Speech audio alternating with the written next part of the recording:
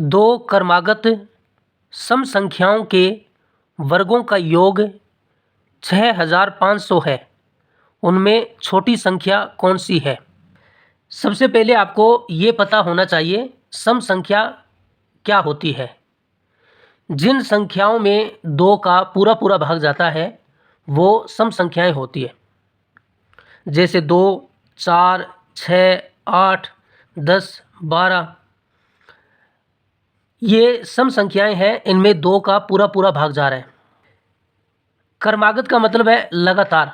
जैसे 2 के बाद 4 ये लगातार है, जैसे 8 के बाद 10 ये लगातार है।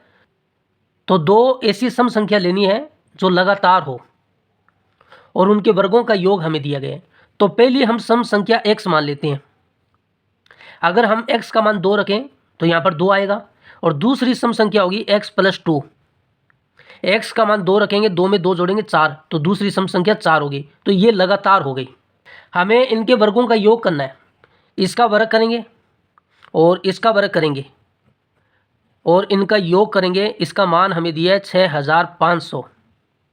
हमें बताना है छोटी संख्या कौन सी होगी।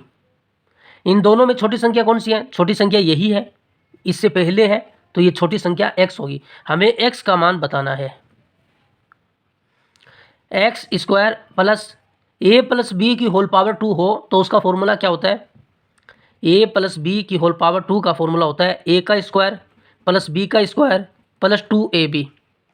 a का मान x है तो x का स्क्वायर होगा प्लस b का स्क्वायर, b का मान 2 है, 2 का स्क्वायर करेंगे 4 होगा, प्लस 2ab। a का मान x है और b का मान 2 है और बराबर में 6500। एक्स स्क्वायर में एक्स स्क्वायर जोड़ेंगे 2x² होगा। 2 का 2 से गुना किया 4, 4 का x के साथ गुना किया तो प्लस का 4x है और ये प्लस का 4 उधर जाएगा तो माइनस का 4 होगा।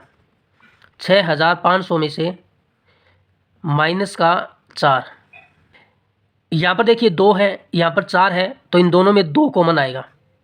ये 2 बाहर आ गया तो यहाँ पर x² रहेगा।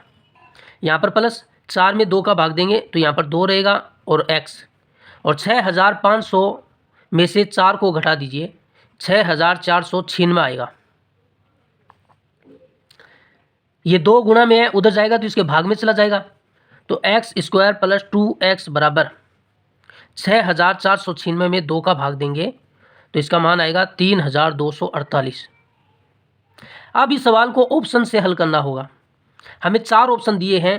पहला ऑप्शन 54, 52, 48 और 56। ये सभी मान x के हैं, क्योंकि हमें x का मान निकालना है तो x के ही होंगे।